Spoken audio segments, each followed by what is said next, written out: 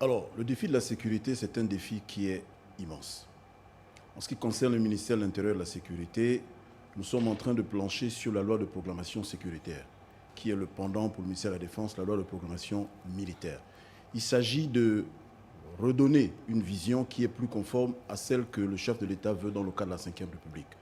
Déterminer les moyens, déterminer la stratégie, ça passe par le renforcement des effectifs, ça passe par la modernisation et la construction des structures, ça passe par une stratégie qui répond mieux aux menaces nouvelles. Donc, une fois qu'on a dit ça, nous décortiquons l'ensemble.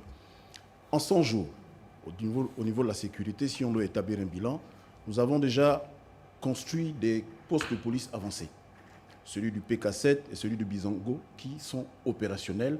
À côté de cela, vous avez celui de Malibé, celui de Ingoumié et celui du Bikele qui, là aussi, sont en phase d'opérationnalisation. Ça répond un peu à la question de la police de proximité. Il est vrai que c'est une police qui est en attente d'une plus grande visibilité. Ça, sur ce point, nous entendons, au titre des perspectives, renforcer ce cadre. À côté de cela, nous avons, au niveau du renforcement des infrastructures, toujours la construction de commissariats.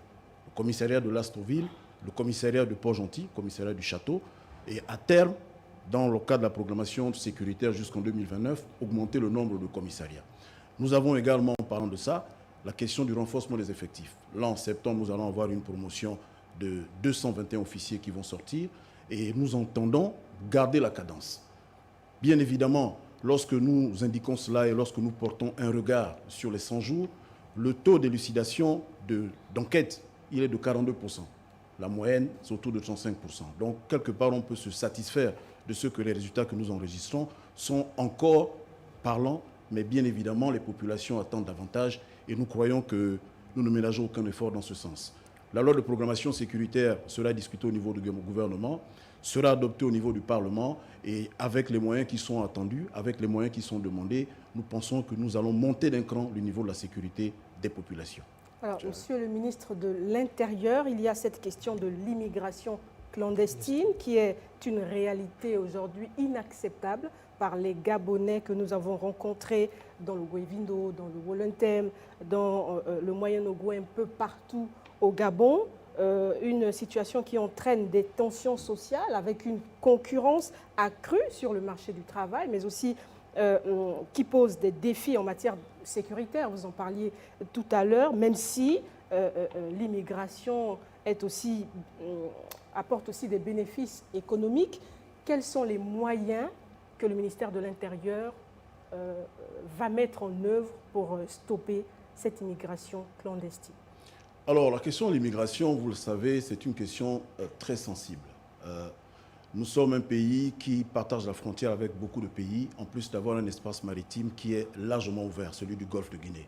Vous connaissez les menaces du Golfe de Guinée, vous connaissez l'attrait de notre pays, les richesses de notre pays, la stabilité de notre pays, qui fait que c'est véritablement un pays qui est attractif pour beaucoup. Au niveau de la police, nous avons au niveau de la DGDI augmenté le nombre de postes frontières. Nous avons également augmenté le nombre d'antennes provinciales. Là, nous venons de terminer la construction de l'antenne provinciale de la DGDI dans la province du Haut-Ogooué.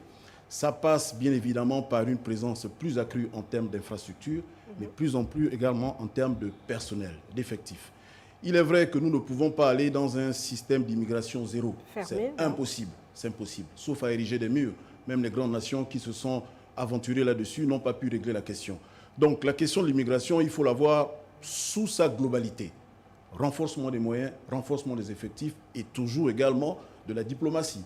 Parce que si nous sommes dans un espace régional comme celui de la CEMAC, plus large celui de la CEAC, lorsque nous avons des accords avec des pays frontaliers, notre sécurité est également réalisée grâce à la sécurité de ces pays-là. Ces pays-là, par lesquels les populations immigrées passent, c'est des pays qui peuvent concourir à notre sécurisation. Donc, c'est un ensemble, c'est une question qui n'est pas réglée, mais ça fait partie des priorités qui sont celles du ministère de la Sécurité. Très bien, Monsieur le ministre, comment comprendre qu'aujourd'hui, il y a des faux passeports qui sont justement établis au SEDOC?